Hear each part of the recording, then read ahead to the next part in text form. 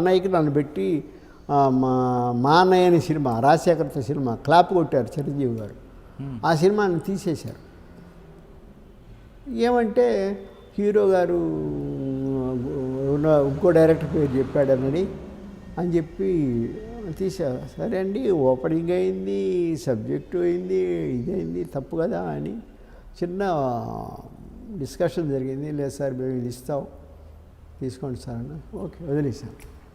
అంటే ఎవరండి ఆయన? అది రెండు సార్, మీరు మా అన్నయ్య సినిమా ఒకటి కాకుండా ఒక హీరోయిన్ చనిపోవడం వల్ల కూడా సినిమా ఆగిపోయింది కదా. అదే ఇదేం ఊర్రా బాబు, మంచి comedy cinema sir, full comedy. ఇది టైటిలే ఉందిగా, ఇదేం ఊర్రా బాబు అనేది. దానికి అమ్మాయి మన సినిమా అంతా అయిపోయింది సార్. అక్కడక్కడ చిన్న చిన్న గ్యాపులు ఉన్నాయి సార్.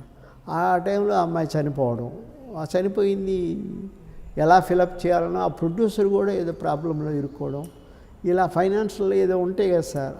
వచ్చి అదే నేను అన్ని సినిమాలు చేసినా ఆగింది ఒకటే సినిమా. అందుకు నాకు సంతోషం. సినిమా మొదలుపెట్టి ఆగిపోయినవి లేవు.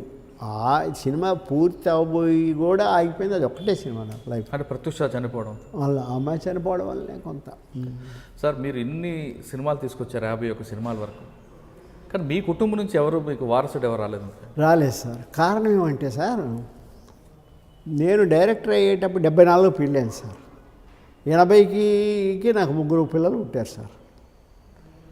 80 దాకా నాకు పెద్ద మార్కెట్ లేదు సార్. 80 నుంచి 86 దాకా కో డైరెక్టర్గానే నా ఫ్యామిలీ మెయింటైన్ చేసుకోవడానికి వచ్చింది.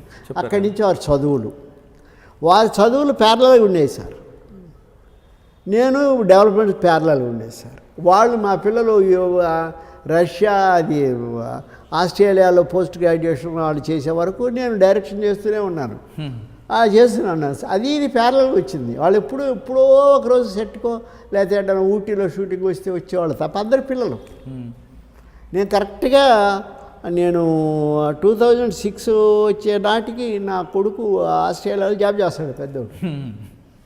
ఇది అక్కడే పోస్ట్ గ్రాడ్యుయేషన్ చేసి అక్కడే టెలిస్టా అనే బిఎస్ఎన్ఎల్ లాంటి దాంట్లో జాబ్ చేస్తున్నాడు.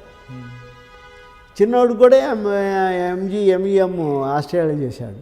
చదువులు ఇలా 2 ప్యారలల్గా వచ్చినాయి. వాళ్ళు వచ్చి నాతో స్పెండ్ చేసి మా ఇంట్లో వాళ్ళు షూటింగ్లు చేయాలని ఆశ కానీ ఆలోచన కానీ లేవు. నేను కూడా ఒప్పుకునేవాడిని కాదు. వాళ్ళకి లేదు ఇంట్రెస్ట్, వాళ్ళు ఎప్పుడు అలా నేను యాక్ట్ చేయాలని నేను చెప్పాల. కారణం ఏమంటే గురుగారు, సినిమా పిల్లల్ని హీరోలు చేయాలి అనుకోని ఉద్దేశం ముందు నుంచి నాకు పిల్లలు ఎదుగుదల, నా ఎదుగుదల ప్యారలల్గా జరిగినాయి గురుగారు. అలా జరగడం, అది అవ్వడం, నా షూటింగ్లు అనేది వాళ్ళ పెళ్ళిళ్ళు, ఇద్దరికి పెళ్ళిళ్ళు అలా జరిగినాయి. అన్నీ ప్యారలల్గా అయిపోయినందువల్ల ఆ ఛాన్స్ నాకు రాలే. మరి మీకు వారసుడు ఎవరండి? ఏది సినిమా డైరెక్టర్, సినిమా ప్రపంచంలో మరి మీకు వారసుడు అంటే ఎవరున్నారు? ఎవరు లేరు గురుగారు. నా వారసుడు అంటే నా కొడుకులు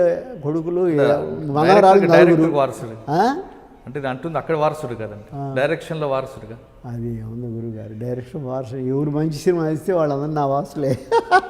అంటే మీ శిష్యుడు బోయపాటి శ్రీనివాస్ గారు చెప్పండి. బోయపాటి ట్రెండ్ వేరు సార్. బోయపాటి నా దగ్గర చేసిన సినిమాలు పవిత్ర బంధం నుంచి స్టార్ట్ అయ్యాడు సార్. అక్కడి నుంచి అన్ని సినిమాలు అతడు చేశాడు. కానీ అతను తీసుకున్న స్కూల్ నేను చేసిన స్కూల్ కాదు. అతను చేసే అన్ని యాక్షన్ సినిమాలు. అంత ఫైట్ నా సినిమాలు ఎప్పుడూ పెట్టాను.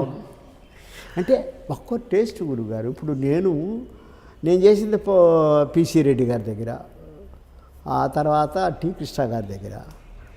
అందువల్ల అది ఇది కొంచెం ఉంటాయి. అదే కాకుండా నా మనసులో కూడా ఎప్పుడు ఐ లైక్, నన్ను అడుగుతారు అప్పుడప్పుడు, మీరు కమ్యూనిస్టా లేకపోతే అదా ఇది అంటే నేను హ్యూమనిస్టే అని చెప్తాను. నాకు ఆ మానవ సంబంధాలకు సంబంధించి నేను మెల్ట్ అవుతాను సార్, స్పందిస్తాను నేను. అందువల్ల అలాంటి సినిమాలే చేశాను తప్ప ఫుల్ యాక్షన్కి నాకు వద్దు బాబు అంటాను.